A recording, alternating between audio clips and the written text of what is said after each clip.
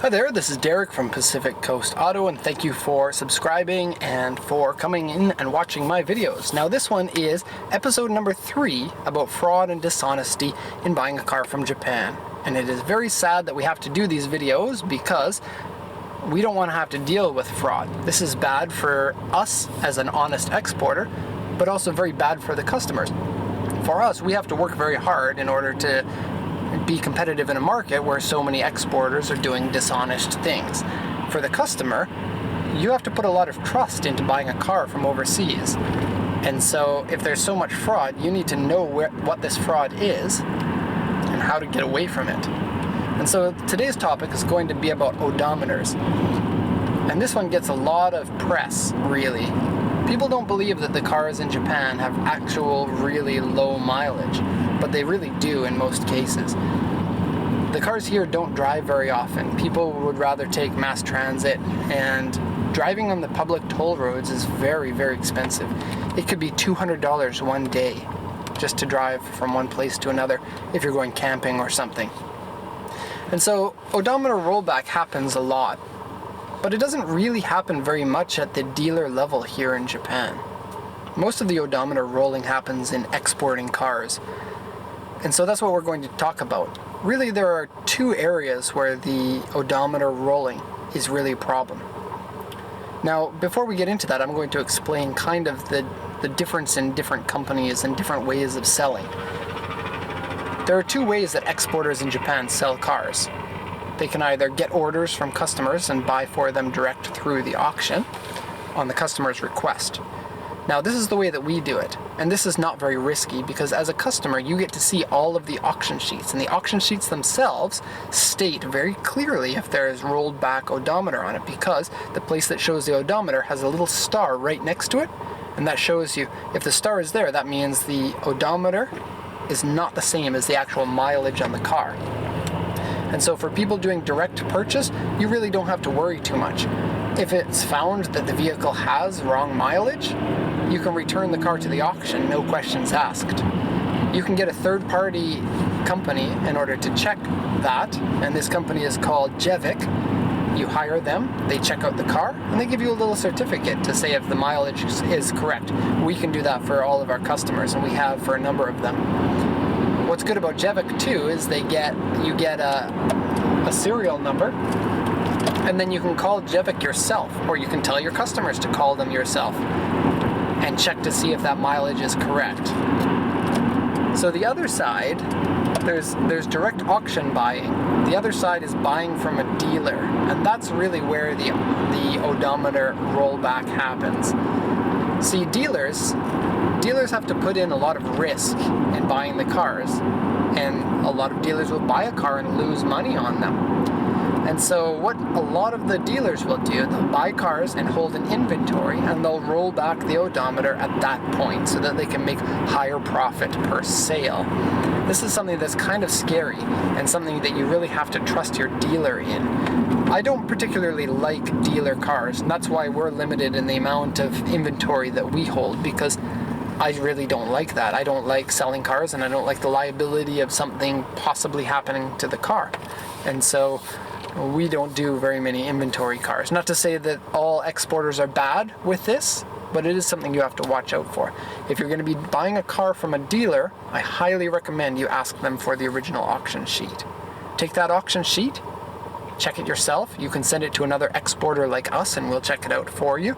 Or you can ask another exporter if they can find that car. Give them a photo of the car and the VIN number, and another exporter should be able to look at the auction history and see if it's correct or not. If an exporter dealer is saying that they don't have the auction sheet, there's a very good chance they're lying about that, because exporters overwhelmingly get their cars from dealer auctions. There just aren't other channels to buy the cars from, unfortunately.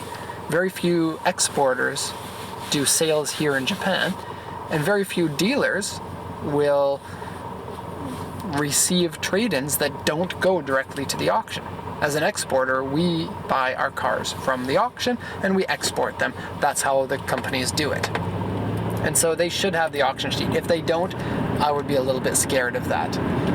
And so, ask for the auction sheet, and you should be okay for dealer cars. Now, this goes for dealers in your country and dealers in Japan too. And this is where the second one comes in. Many dealers outside of Japan want odometer rolled vehicles, and in some countries, nearly 100% of the cars have been odometer tampered.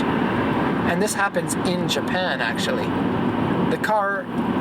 The dealers from another country, they hire the Japanese exporters, pay them a little bit in order to roll back the odometer.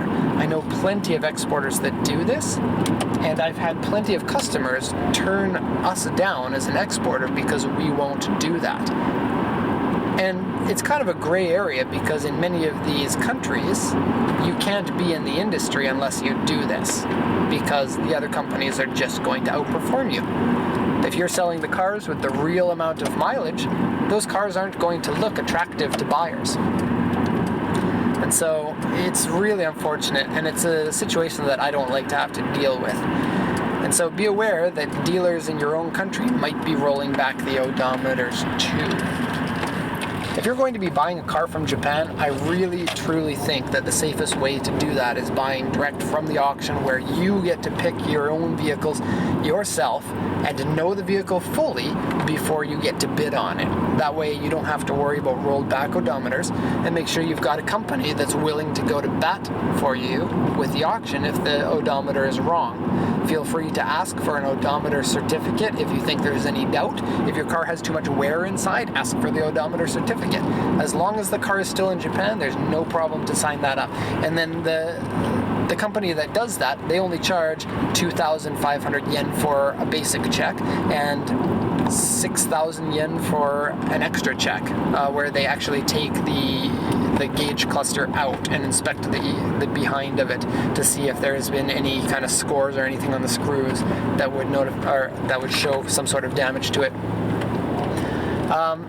When we do the JEVIC inspection, just to let everybody know, we charge 500 yen as our processing fee for that, and so 2,500 goes to JEVIC and 500 goes to us for setting that up and paying for it, because we have to do a bank transfer which costs like 400 yen or something, 410 yen. So that's about it for odometers. For the most part, you can trust Japanese cars, and now you know how to find out if your odometer has been tampered with or not.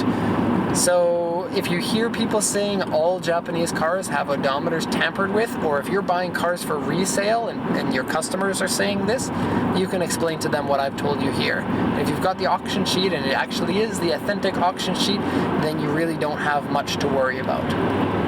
So that's going to be the end of this one. Please stay tuned next week for our next episode on fraud and dishonesty in Japan, and I have some very interesting ones for the last ones. Things that are a little bit complex, but things that go on quite frequently, and it's one of the reasons why honest companies can't be profitable, unfortunately. Okay, so thank you for watching. Hit the subscribe button if you want to see our videos every Sunday questions. Every Wednesday we do a Wednesday topic. So thank you very much for watching, and have a good one.